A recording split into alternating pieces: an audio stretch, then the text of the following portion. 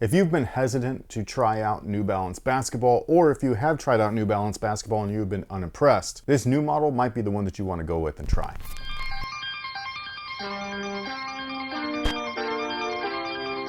Hey, what's going on, guys? My name's Chris. Welcome back to the official WearTesters.com YouTube channel. Today we have a detailed review and breakdown, including the performance review on the New Balance Fresh Foam BB V3. Now, this particular colorway of the shoe is a collaboration with Bricks and Wood. I have absolutely no idea what that means, so I'm not going to pretend to. I'm going to talk about the shoe's performance and all that stuff. I think that they look cool either way. Now, as for the performance, the traction was pretty elite, I gotta say. It's kind of a wave bone looking traction pattern, so something similar to, say, the Adidas Superstar, aka the shell toes. I was a little bit worried about lateral moves just because the way that the wave bone is like it's kind of short. It's not like exaggerated waves, you know what I'm saying, where it's almost like herringbone. So I was worried that lateral moves and things like that, or stops, were going to allow for a little bit of slipping, but that was not the case. Maybe a wipe here or there, but I think that was mostly just me doing it because like I don't know why, but like I do it all the time, whether shoes need it or not. At this point, it's just like a force of habit. I've been doing it since I was a kid. It's like me with my glasses. What do you mean?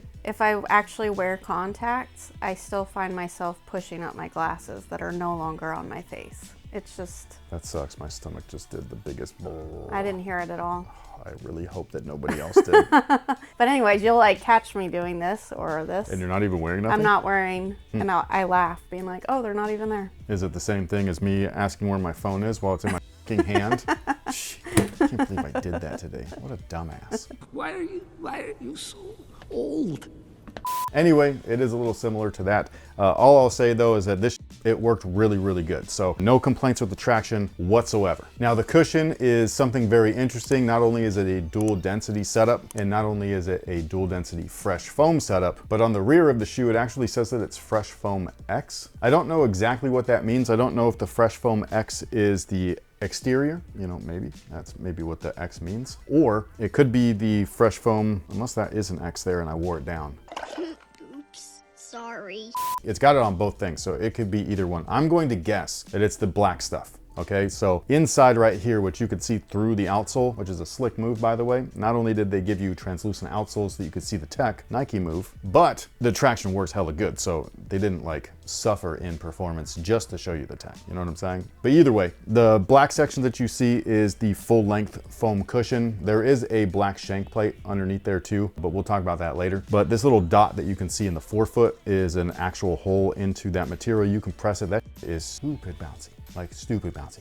I'm serious. Like it's not Boost bouncy, because Boost is kind of like firm and bouncy, but for a softer foam, you know what I mean? Like a real fluffy kind of foam, it's hella bouncy. So if you're looking for max cushion, this shoe right here, bro, I'm telling you, they were dumb comfortable. The exterior portion just feels like a carrier foam, so it's definitely more dense than what's inside. The weird thing is, despite it being within a carrier foam, like you still feel it. Like it doesn't feel restricted or like it's caged or anything like that. Like it's really, really fucking comfortable. I will go out on a limb because I've worn all of the New Balance basketball shoes, and honestly, like I'm never like super in love with any of them, and I'm still not. Like this is not for me. Like I like stuff that's a little bit different, but in terms of cushion, this is the best one underfoot that I've felt, period, at least so far. But basically you're getting a ton of cushion without losing much court feel, even though you do sit off the floor a little bit higher than other shoes. You can see with the midsole itself, like this little hump in the lateral area, there's a little crease there. That's basically where the lateral pressure is. So you can see where the midsole kind of cups your foot a little bit. So you are pretty high off the ground in comparison to other models, not just from New Balance, but just in general, like out there in the universe. So yeah, I would say that if you're looking for max cushion, then this is a shoe that you'll definitely want to at least try out or consider. But if you're looking for maximum court feel, this might be a little bit too high off the floor for you. By the way, the insole is this guy right here. This is not a piece of shit. This feels like a polyurethane insole, but it's blue. I don't know what exactly it is. All I know is that it's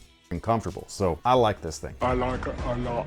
The materials, despite this being a collab, they're really nothing special. I will say the last model in the Fresh Foam BB line, the V2, that shoe did a great job of bringing premium materials plus all of the modern textiles that you expect on footwear today. Whereas this one, at least in this particular colorway, is all synthetic everything. I don't love the overlays and stuff like that. Like they're all just cheap feeling. They're nothing special. They work really well on court. So in terms of performance, performance, no complaints. I'm just saying, when we talk about New Balance as a brand, you kind of expect like elevated because at this point, what separates this product from a Nike product or an Adidas product or any other modern product on shelves today outside of the brand that you see on the side panel? You know what I mean? Like what makes this different? The cushion, yes, but everybody's got a shoe that's got good cushion. You know what I mean? So you got to come with something a little bit extra. When we're talking about New Balance, I expect that extra to be materials. But in addition to the synthetic overlays, there's a lot of hot melt TPU. And in addition to that, it's attached to textiles. So you got decent ventilation, you got durability. I will say that I do love the little toe piece right here. It's a nice little rubber bumper for toe drags. I just wish that these panels that were on here were leather or suede or a mix of both. However, I will give kudos to the design because by having panels on there, you actually do have design. It's not just a flat piece of shoe. And so for that, I f with it. Now the interior of the shoe is a gusseted system. So while it's not hard to get into by any means, it does have a little bit of stretch. It is it's not a full booty, but the back is attached to the tongue, which is attached by the sides. It makes the overall fit kind of snug, especially the rear.